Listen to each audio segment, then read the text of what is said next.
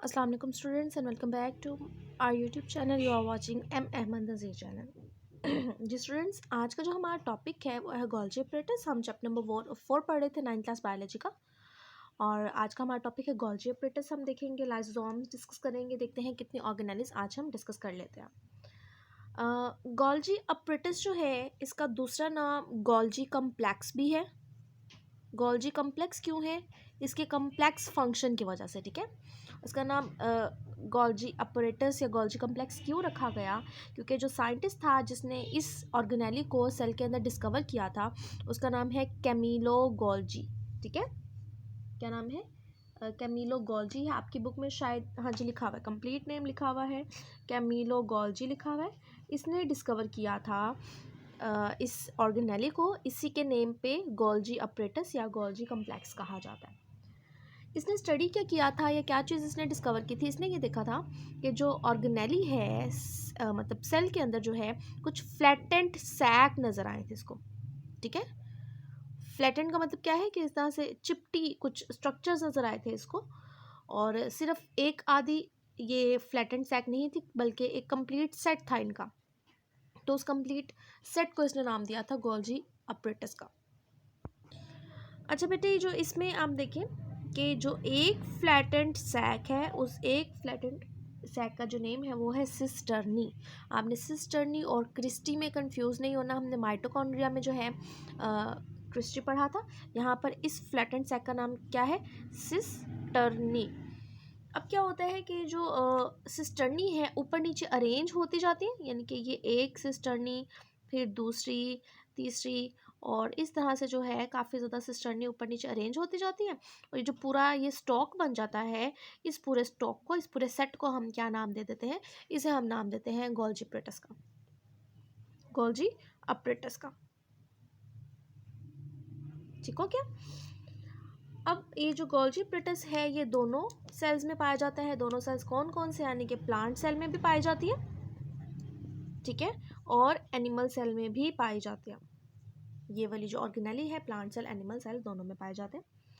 और ये किसके साथ एसोसिएटेड होते हैं? ईआर के साथ, यानी कि एंडोप्लाज्मिक रेटिकुलम के साथ. ये जो मेम्ब्रेन है ये कंटिन्यूस होती है, एक मेम्ब्रेनस सिस्टम होता है. इसमें हमने देखा था पहले कि जो देखें हम कि न्यूक्लियस के बाहर से जो है एंडोप्लाज्मिक रेटिकुलम स्टार्ट होता है. ये एंडोप्लाज्मिक रेटिकुलम जो है फिर जो भी अपना प्रोडक्ट बनाती है वो यहाँ से मूव करके जाता है गोल्जी अपरेटस में, और फिर गोल्जी अपरेटस के अंदर फर्दर प्रोसेसिंग होती है उस प्रोडक्ट की. ठीक है, तो हम देख लेते हैं कि गोल्जी अपरेटस का फंक्शन क्या होता है. बेसिकली इसके जो फंक्शन हैं तो डिफ़िकल्ट हैं, कौन कौन से देखते हैं. अब बेटे, जैसे मैंने आपको बताया कि ये है न्यूक्लियस, और न्यूक्लियस के साथ अटैच होता है एंडोप्लाज्मिक रेटिकुलम, और एंडोप्लाज्मिक रेटिकुलम के अंदर बनने वाले जो भी प्रोडक्ट है, फॉर एग्जांपल अगर रफ एंडोप्लाज्मिक रेटिकुलम है तो यहाँ से क्या होगा? प्रोटीन बनेगी. ये प्रोटीन ट्रांसपोर्ट कर दी जाती है कहाँ? गोल्जी अपरेटस की तरफ. ठीक है, तो गोल्जी अपरेटस की फॉर्मेशन होती है. बेसिकली यही वाले जो भी प्रोडक्ट है, ये जो भी वेसिकल्स है वो आते हैं, कंबाइन होते हैं, और कंबाइन होकर ये फ्लैटेंड सैक बना देते हैं. ठीक है, इस फ्लैटेंड सैक के अंदर फिर क्या होता है कि ये जो भी प्रोडक्ट आया है ये मॉडिफाई होता है. इसके अंदर डिफरेंट प्रोसेस होने होते हैं. बेसिकली इसकी सॉर्टिंग की जाती है. सॉर्टिंग मीन कि इसे मॉडिफाई की जाता है कि अगर इसके अंदर कोई भी एक्स्ट्रा कोई भी केमिकल, कोई भी सब्सटेंस ऐड तो नहीं हो गया. फिर उसे मज़ीद मॉडिफाई किया जाता है. मॉडिफाई करने के बाद, सॉर्टिंग आउट करने के बाद उसे पैक किया जाता है. ठीक है, फिर उसे लेबल भी किया जाता है इवन, और उसके बाद फिर उसे ट्रांसपोर्ट कर दिया जाता है. ट्रांसपोर्ट कहाँ कर दिया जाता है? यानी कि ये एंटर हुआ था वेसिकल. अब ये वेसिकल गोल्जी अपरेटस से जो भी है प्रोसेस्ड होने के बाद निकल रहा है, और निकलने के बाद ये क्या कहलाएगा? ये कहलाएगा गोल्जी वेसिकल कहलाएगा. ठीक है, इस गोल्जी वेसिकल के साथ ये सब काम हो चुका है. अभी ट्रांसपोर्ट हो गया गोल्जी वेसिकल. अब इस गोल्जी वेसिकल ने सेल के अंदर ही कहीं ना कहीं कोई फंक्शन परफॉर्म करना है तो ये सेल के अंदर ही रहेगा, और अगर सेल से भी बाहर निकालना है तो फिर वहाँ से बाहर निकाल दिया जाता है. ठीक है, इसके अलावा एक इन्फॉर्मेशन है कि 1906 में गोल्जी को जो है नोबेल प्राइज़ दिया गया था. किस वजह से? For physiology and medicine. उसने इन दो डिसिप्लिन्स में, इन दोनों फील्ड्स में जो है काफ़ी ज़्यादा काम किया था, और उसकी इस काम की वजह से जो है ना उन्हें उससे भी नोबेल प्राइज़ दिया गया था। आपसे एमसीक्यू में पूछा जा सकता है। उसके बाद है बेटा जी हम लाइसोसोम को डिस्कस करते हैं। जी स्टूडेंट्स, लाइसोसोम्स क्या है? लाइसोसोम्स को भी डिस्कवर किया था एक साइंटिस्ट ने, और साइंटिस्ट का नाम है क्रिस्टियन रेनी डीडफ। ठीक है, क्या नाम है? क्रिस्टियन रेनी डीडफ। ठीक है, इस साइंटिस्ट ने जो है लाइसोसोम को डिस्कस किया था, और लाइसोसोम के बारे में इसने क्या कहा था कि ये क्या है? सिंगल मेम्ब्रेन बाउंडेड ऑर्गेनेली है। हमने इससे पहले माइटोकॉन्ड्रिया डिस्कस किया था, और हमने कहा था कि mitochondria is a double membrane bounded structure. Lysosome क्या है? It's a single membrane bounded structure है। ठीक है, इस सिंगल मेम्ब्रेन बाउंडेड स्ट्रक्चर के अंदर प्रेजेंट क्या होता है? बेसिकली इसके अंदर स्ट्रॉन्ग डाइजेस्टिव एंजाइम्स मौजूद होते हैं, डाइजेस्टिव एंजाइम्स। और जाहिर सी बात है, आपको नाम से पता चल रहा है कि डाइजेस्टिव एंजाइम्स है, तो ये क्या करेंगे? डाइजेशन का प्रोसेस करेंगे। ठीक है, सेल के अंदर अगर कोई भी ऐसा फूड पार्टिकल आ जाता है जिसे डाइजेस्ट करना है, जिसकी ब्रेकडाउन करनी है, तो वो ब्रेकडाउन करने का काम कौन सी ऑर्गेनेली करती है? वो करती है लाइसोसोम। ठीक है, तो इसका फंक्शन लिखा हुआ है कि during its function lysosome fuses with the vacuole that contain the targeted material and its enzyme break down the material। तो देखिए होता क्या है, मैं आपको एक्सप्लेन करती हूँ कि ये है सेल। ठीक है, सेल के अंदर जो है वो क्या हुआ, एक फूड एंटर हुई तो वो एक फूड वैक्यूल में कन्वर्ट हो गई, तो ये है फूड वैक्यूल। तो उस तरफ जो है Golgi apparatus, basically Golgi apparatus lysosomes भी रिलीज़ करती है। जो हमने कहा ना गोल्जी वेसिकल्स रिलीज़ होते हैं डिफरेंट प्रोडक्ट्स बनने के बाद, रिलीज़ होते हैं गोल्जी अपरेटस से, तो उनमें से लाइसोम भी जो है वो गोल्जी अपरेटस का ही प्रोडक्ट है। तो यहाँ पर फॉर एग्जाम्पल ये गोल्जी अपरेटस थी, तो यहाँ से ये लाइसोम जो है ये रिलीज़ हुआ। अब इस लाइसोम के अंदर क्या मौजूद है? एंजाइम्स मौजूद है। ये दोनों आपस में फ्यूज़ कर जाते हैं। फ्यूज़ करने के बाद ये हो गई फूड, और ये हो गया डाइजेस्टिव एंजाइम जो कि लाइसोम के हैं। ये क्या करेगा? इसको ब्रेक डाउन कर देगा। ब्रेक डाउन करने के बाद ये जो बल्क मटेरियल था ये स्मॉलर पार्टिकल्स में टूट गया, डाइजेशन हो गई। ठीक है, तो ये डाइजेस्टिव मटेरियल फिर सेल ने यूज़ करना है तो यूज़ कर लिया जाता है ईजिली, क्योंकि बल्क फॉर्म में उस फूड को यूज़ नहीं किया जा सकता था। इसलिए डाइजेस्टिव एंजाइम जो थे लाइसोम के, उन्होंने क्या किया? इस फूड पार्टिकल को डाइजेस्ट कर दिया और फिर यूज़ कर लिया। ठीक है, ओके, इसके बाद हम देखते हैं वैक्यूल, देख लेते हैं पहले।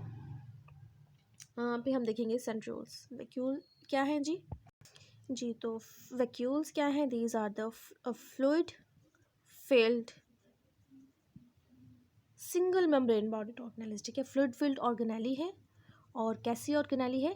It is a single membrane. जैसे हमने लाइसोम में पढ़ा, तो ये भी क्या है? सिंगल मेम्ब्रेन बाउंडेड ऑर्गेनेली है। ठीक है, और वैक्यूल जो है वो हम जैसे बाकी स्ट्रक्चर स्टडी करते हैं कि प्लांट सेल में भी है, एनिमल सेल में भी है, तो वैक्यूल जो है ये भी प्लांट सेल में भी होता है, एनिमल सेल में भी होता है। लेकिन जो प्लांट सेल, एनिमल सेल में तो होता है ना स्मॉल स्मॉल वैक्यूल्स प्रेजेंट होते हैं काफ़ी ज़्यादा, जबकि प्लांट सेल में क्या होता है बेटे कि स्मॉलर वैक्यूल्स प्रेजेंट होते हैं, लेकिन जैसे ही प्लांट सेल मैच्योर हो जाता है तो ये सारे के सारे स्मॉल वैक्यूल्स जो है कंबाइन करते हैं, फ्यूज़ हो जाते हैं, और फ्यूज़ होकर एक बड़ा सा सेंट्रल वैक्यूल बना देते हैं। ठीक है, तो वैक्यूल की पोजीशन जो है वो बताई गई है, और इसका साइज़ बताया गया है कि जो एनिमल सेल्स हैं उनके अंदर स्मॉल वैक्यूल्स प्रेजेंट होते हैं काफ़ी ज़्यादा क्वान्टिटी में, जबकि प्लांट सेल में एक सिंगल लार्ज वैक्यूल प्रेजेंट होता है। ठीक है, तो ये दोनों बातें होगी। इसके अलावा ये कि इस वैक्यूल का क्या काम होता है? बेसिकली हम कह लें कि अगर कोई भी फूड एंटर हुई है तो वह वैक्यूल बन के एंटर हो जाएगी। कोई भी एक्स्ट्रा वाटर या कोई भी सब्सटेंस स्टोर करना है तो स्टोर करने के लिए वैक्यूल बन जाता है, और वो उस फूड पार्टिकल को, उस चीज़ को स्टोर कर लेता है अपने अंदर। उसके अलावा जो है कुछ जो यूनिसेलुलर ऑर्गेनिजम्स हैं उनकी बॉडी के अंदर एक वैक्यूल पाया जाता है जिसका नाम है कॉन्ट्रैक्टाइल वैक्यूल। ठीक है, कॉन्ट्रैक्टाइल वैक्यूल जो है ये सिंपल है, तो वो कुछ इस तरह से उसकी डायग्राम बनाई जाती है। जैसे कि हम बात कर लें कि अमीबा है, amoeba is a unicellular organisms, या फिर पैरामीशियम है वो भी यूनिसेलुलर ऑर्गेनिज्म है। तो इनकी बॉडी के अंदर ये कॉन्ट्रैक्टाइल वैक्यूल पाया जाता है, और इसका क्या काम होता है बेसिकली कि ये वेस्ट मटीरियल, यानी कि इस बॉडी का, इस सेल का जो भी वेस्ट मटीरियल है वो इसके अंदर कलेक्ट होता रहता है। जब वो मतलब अटेनेबल साइज हो जाता है इसका, और फिर ये बॉडी से बाहर रिलीज़ कर दिया जाता है। ठीक है, तो यही कुछ बातें हैं वैक्यूल के बारे में। एक बात जो है प्लांट से रिलेटेड वो क्या है, हमने कहा कि प्लांट की बॉडी के अंदर, प्लांट के सेल के अंदर जो है सेंट्रल लार्ज वैक्यूल प्रेजेंट होता है। इस सेंट्रल लार्ज वैक्यूल का क्या काम होता है कि ये क्या करता है कि प्लांट के जो डिफरेंट पार्ट्स हैं उनमें टर्जिडिटी प्रोवाइड करने के लिए हेल्प करता है। टर्जिडिटी क्या होता है कि हम पढ़ेंगे इसी चैप्टर में नेक्स्ट किसी टॉपिक में। तो आप देखें कि क्या होता है कि ये जब पानी इसके अंदर बहुत ज़्यादा भरा जाता है वैक्यूल के अंदर, तो वो वैक्यूल की दीवारों से बाहर नहीं आ सकता, वैक्यूल की मेम्ब्रेन से वो बाहर नहीं आता, फिर अंदर ही भरा रहता है। तो इसका पानी जब ज़्यादा हो जाता है तो ये बाहर की दीवारों की तरफ प्रेशर लगाता है। वैक्यूल के अंदर का पानी क्या करता है, बाहर की तरफ प्रेशर लगाता है, और इस प्रेशर की वजह से जो सेल है वो टर्जिड हो जाता है, टर्जिड।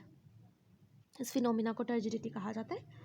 और जो है ये हेल्प करती है उन ऑर्गेनिजम्स में, उन प्लांट्स में जो कि यंग प्लांट्स होते हैं, जिनके पास वुडी स्टेम नहीं होती, तो उन्हें टर्जिडिटी प्रोवाइड होती है, वो बिल्कुल इरेक्ट रहने के लिए उन्हें हेल्प करते हैं। ठीक है, तो वैक्यूल के बारे में इतना ही था। तो स्टूडेंट्स आज हम इतने ही रहने देते हैं। हमने 3 टॉपिक्स पढ़े हैं आज। कौन कौन से? गोल्जी अपरेटस पढ़ा है जिसका नाम दूसरा गोल्जी कम्प्लेक्स भी है, लाइसोसोम्स पढ़ा है और वैक्यूल्स पढ़ा है। 3 ऑर्गेनेलिस के बारे में हमने आज डिस्कस किया है। नेक्स्ट वीडियो में इंशाल्लाह हम सेंट्रियोल्स को डिस्कस कर लेंगे और डिफरेंस बिटवीन प्रोकैरियोट्स और यूकैरियोट्स को डिस्कस कर लेंगे। ठीक है, तब तक के लिए अल्लाह हाफिज़।